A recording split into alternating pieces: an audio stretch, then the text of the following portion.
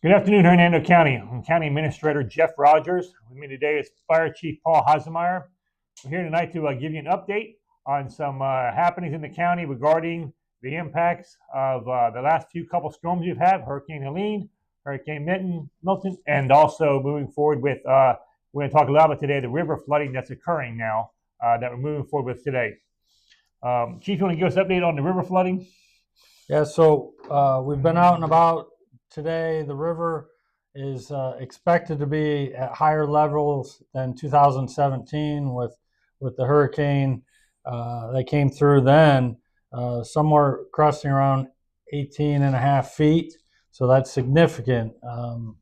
Numbers greater than a lot of the firefighters, especially, and some of the deputies on the sheriff's department, greater numbers, greater floodwaters than they've seen throughout their careers and their lifetime. So we're seeing the water come up already. Serial Drive in that area off of 50, we don't have access to there. Department of Public Works is putting us an access road off of Kettering Road to connect to that neighborhood, and hopefully that'll be up and open later this evening.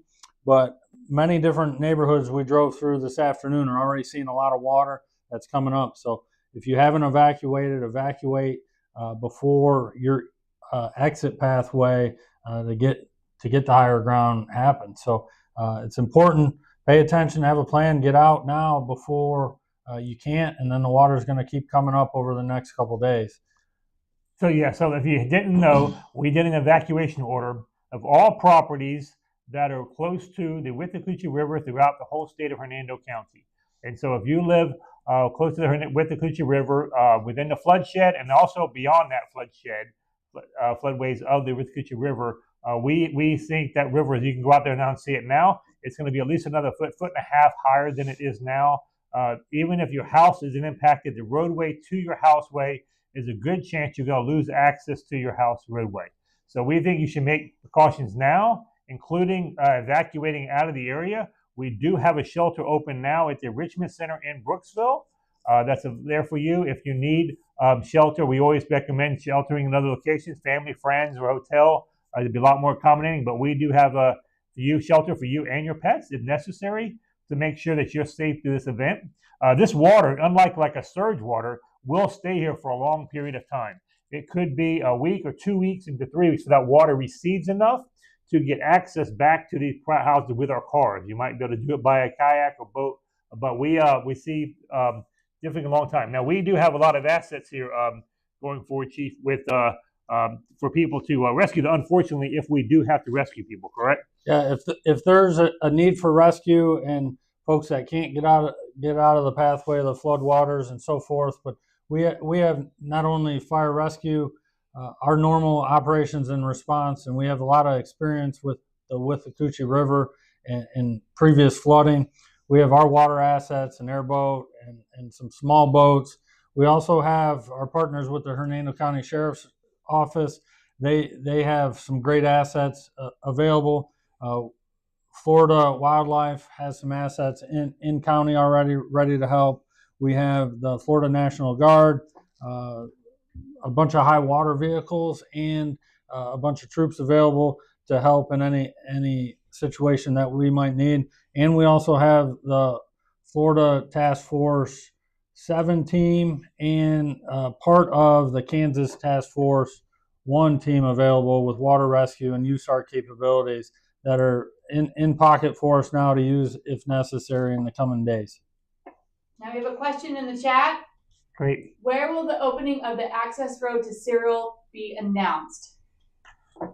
So we'll announce that opening obviously on our social media platforms when that's open. Obviously that road will be, you can go up to that roadway now, Kettering Road, right there, right before the Walmart distribution center is where that road's at now. You can't miss it. It's an amazing job. The Public Works Department has built almost the whole roadway there.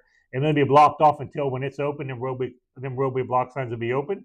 So we expect that, if not late tonight, definitely, hopefully tomorrow morning. But hopefully we'll try. Our goal is 7 o'clock tonight to have that roadway open and passable as long as everything goes forward tonight. And then definitely for you tomorrow to be able to access those roadways. Can you share more about what that is to people who are not familiar with it?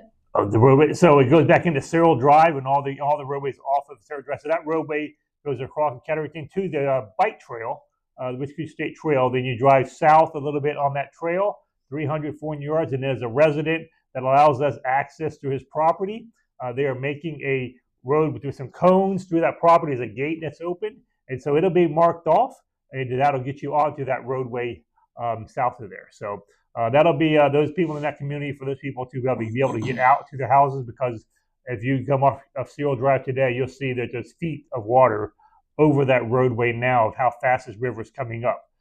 One different thing about the people that live in this area in the past, this river is rising at a lot faster rate than the historic of how fast a river rises with Coochie River after a storm event.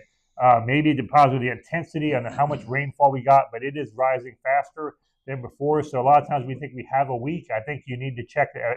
It's going to be a little faster this time before that peak gets here. While we're talking about the river, we do have sandbags available on the east side of the community, still for Ridge Manor Community Center and the Spring Lake Methodist Church. Sandbags are available daily for you every day, still in that community. And then we are setting up a comfort station. Our comfort stations usually consist of a portable restroom, a shower facility, and a laundry facility, and that's going to be established at the Ridge Manor Community Park. So we're establishing that. We're hoping to have that up tomorrow. We're getting that assets brought into the area, and hopefully we'll have that operating tomorrow for the impacted people to have that resources available to them on the east side of the community. Someone dropped in the chat, will the public have access to that road for Cyril Road or restricted to emergency services? No, that road is built for the public. And so the reason where that road is put in is for the citizens in that area to be able to transgress from their houses, because we know of this low area that does occur in floods. But obviously we will also allow it for, unfortunately, if we do have to bring emergency services in there, it allows them to get vehicles in there too. And photos have been posted on social media. Outstanding. So going forward, moving on to the, we do have those comfort stations. They're also established, reestablished back. We had those on the Hernando County in the beach area at the old R Beach restaurant, right next to the Silver Dolphin restaurant, county parking lot there. We have reestablished those. We had to take them out for the last storm. They've been reestablished, bathroom, building, shower, and laundry facility there. And also down in the Arapica community, we have reestablished those comfort stations for the citizens over there in those areas. We did add a transit bus system that is being restarted on Monday. So that transit system, that new route goes from the Arapica Baptist Church at Arapica Station up through our comfort station at R Beach. It'll be stopping eventually at the Linda Patterson Park, where we will be starting emergency permitting for the communities also Monday. And it'll go, then it also eventually will go out to Walmart to tie into the other bus system. And then eventually, we're also going to have a MARC set up. So the MARC is what that is, a multi-agency resource center, and that's going to be at the West Hernando Library.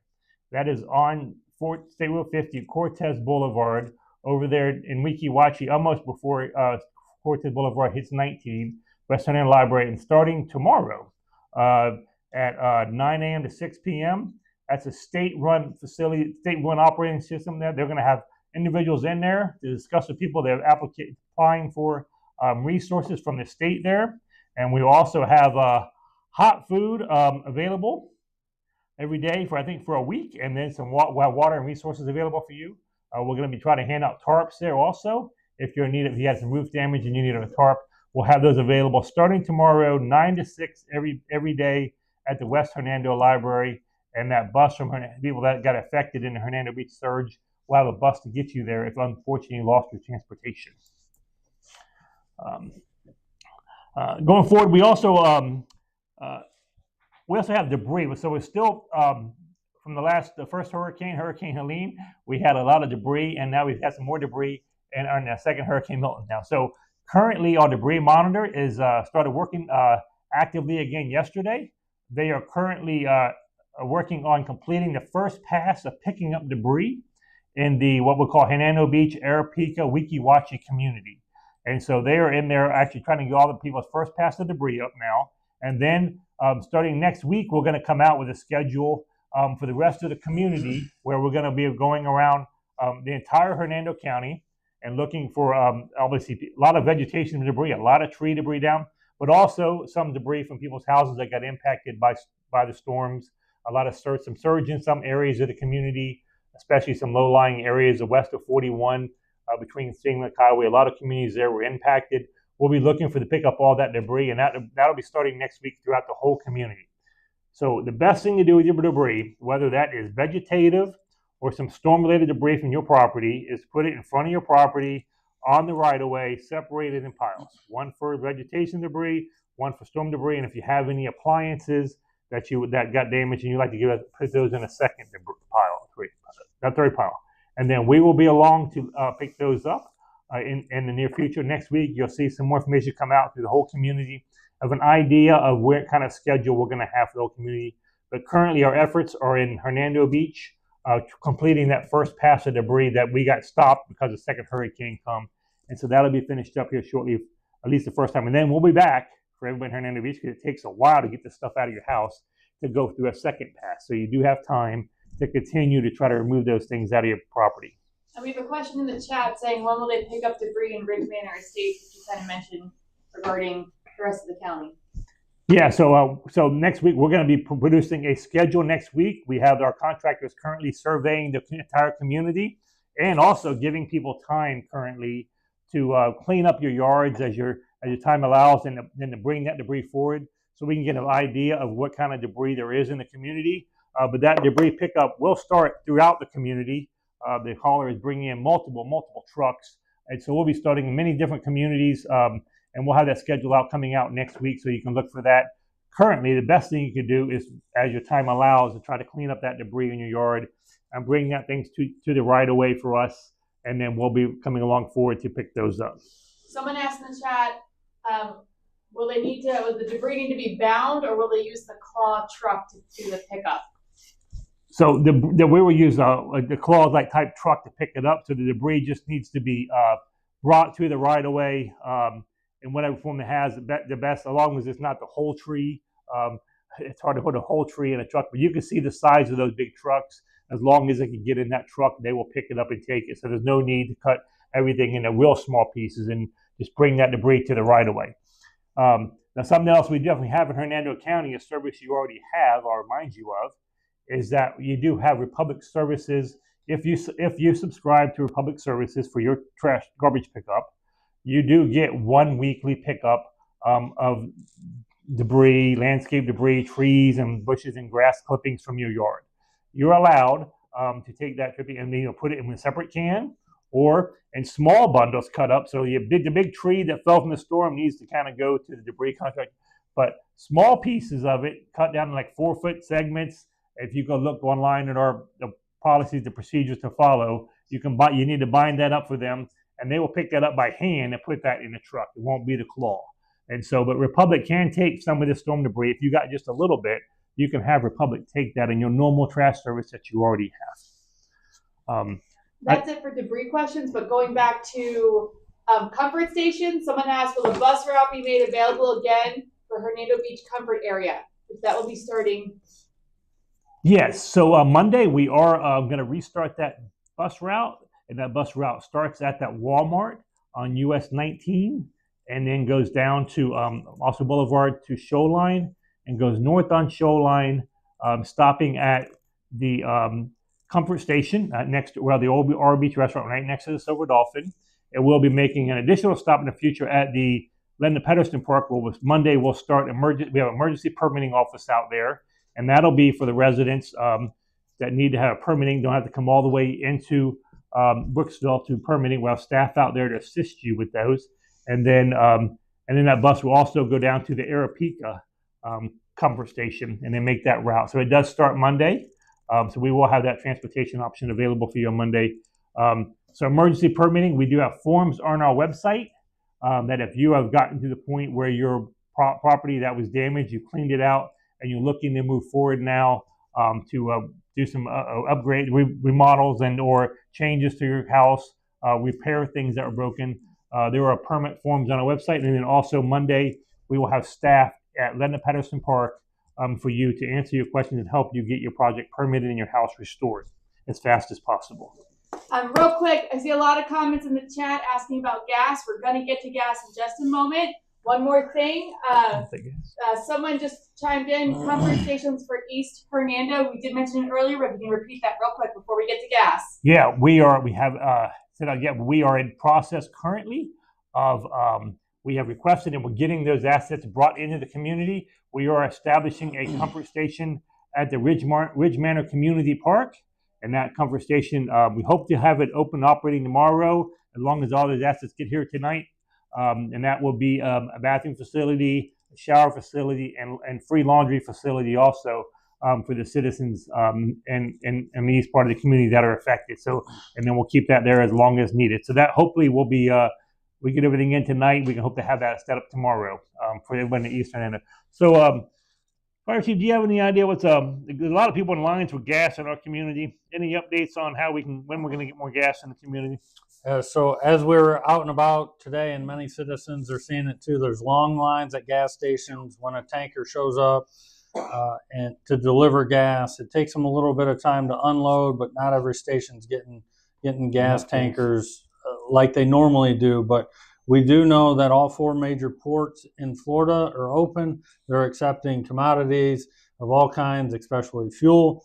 So they are offloading. For a little while, the Port of Tampa was having power issues. That's been restored, and they are filling up tankers with fuel, diesel, and gasoline to move. So it takes time for that to get replenished to all the gas stations. We're seeing more and more tankers move throughout our county and the region, generally speaking, over today. And I'm sure that's going to keep moving overnight into tomorrow and Monday. So we're going to see gas come back. And really our best recommendation is if you have a half a tank of gas, if you don't have to drive anywhere, relax a little bit. They're going to get the gas stations filled back up because we don't want to see a bunch of people parking along the busy roadways and being in a traffic hazard too. So gas is coming back. We're confident it's going to keep flowing in on the tanker trucks and replenishing the fuel stations in the really overnight into tomorrow and Monday morning too, for those of you that got to get to work. So if you don't have to drive, just hang tight a little bit. It's coming back. Those resources are available. Speaking of resources too, we do have and we will push out different resources that we have available in emergency management warehouse as far as water, some MREs, food supplies, tarps, and that sort of thing. That'll get pushed to the MARC, the Multi-Agency Resource Center, tomorrow, and then we'll do pinpoint drops over the next couple of days of areas that people need the resources available. So we're set up and ready to push that stuff out. Our biggest push really is folks in those flood-prone areas along the Withlacoochee River. Please pay attention, evacuate, get out. This water is going to be higher than many of us or most of us have ever seen. All the numbers, it's rising faster than it has in the past. We do have the resources to make rescues. We'd rather make very few of them. So please prepare, have a plan, get out before it's too late. But we will take care of everybody, and we're going to start pushing out resources throughout those needed areas. I would ask you, as we move forward, I think we do have our Public Information Center line open 24/7 for you. So if you think of more questions later on today or tomorrow, if you have a question about where are resources in the community, how do you get help, the assistance you need, currently you can go sign up for FEMA online, FEMA.gov, but they will be in the future coming forward. But that public information line is there for you to answer these questions for you 24/7. So 352-754-4083 is our public information center. We have employees there all 24 hours a day to assist you going forward with any questions or anything that's changed. They will have the most updated information for you going forward. So there's any more questions in the chat? Tons of questions. Oh, okay. Anything about boil water notices? Someone asked about potable water that we had posted on the county's social media pages. So the city of Brooksville had a boil water notice, and I think that goes through Monday. Is that correct? I think we have checked with the city of Brooksville on exactly when that extends. But if you're in the city of Brooksville water system, there is a boil water notice that you need to be affected. So please check with the city of Brooksville on that. I think it's at least through Monday. Someone asked, is FEMA assisting available for Hurricane Milton? Yeah, so today we just got approved for individual assistance for Hurricane Milton also. So if you were affected by our second hurricane, you are now eligible also to apply for FEMA assistance. And we recommend you do as soon as possible. I recommend you go online at FEMA.gov and apply for this hurricane assistance, and then go through that, and then make yourself eligible for any impacts to you, and get yourself refunded for those impacts if possible. Parks too, most are open. Any more questions? Or yeah, a lot of people had questions just about electricity, power lines being down. There's still power outages. Yep. Just stuff like that. If there's anything you can speak on in regards to that information. Well, I would say that they're both of our electric companies, Withlacoochee Electrical and Duke, are making progress daily. They've reduced their numbers from over 50,000 when we started to approximately 12,000, approximately individuals now that are power in the community. So if you're one of those 12,000, we feel for you still that they're working. They are working, and now I can tell you that the multiple trees that are in there currently, there's a lot of difficult roadways of trees they're having to cut and get the tree branches off. We do have right-of-way crews working with them, and a lot of resources coming into the community to still help. And so they're working, both of them are working hard to try to get these these people back to power. So I know it's a tough time, but hopefully in the next day or two, we can have a lot more people restored to power. We have some people asking just follow-up questions about FEMA. I don't know if you can speak more to it. Maybe they can go to the mark tomorrow, but Yep. Some people had been denied. We know that sometimes you need to reapply and update your statuses. Someone said, can people who were under mandatory evacuation and left claim their expenses at disasterassistance.gov? I'm not sure if something that you guys can speak to, or maybe someone at the mark can assist with. So I think tomorrow at the mark, you're going to have experts to help discuss all these different benefits. There's a lot of them out there. Everything from there's also SNAP benefits online. Also, if you're eligible for those, you can apply for those. If you have benefits, you'll probably be automatically provided those benefits. But also for FEMA, we do know that if you have FEMA, if you have an application, we ask you continually to check that application. And if you deny, we suggest you follow up with FEMA, and maybe I'll go at the Mark Center. They're eventually going to be able to help you in person there, try to get you some more answers on that application. And so with that, we thank everyone for tuning in today. Hernando County is there's a lot happening here, but we are working on still continuing to provide the resources for the first storm, whether that's hurricane debris removal, whether that's going forward with the second one and starting to look forward to debris removal there. We also are continuing our damage assessment. If you did suffer damage, and we do have a damage reporting tool on our website, hernandocounty.us. You can report damage to us, and that's helpful for the county to understand all the damage that is out there, and help us to make sure that we can get qualified FEMA reimbursements also. But we're going forward. Remember, we have a public information line at 352-754-4083. And also make sure you stay tuned to our social media platforms to get the latest information. And we'll be talking to you again shortly. So thank you.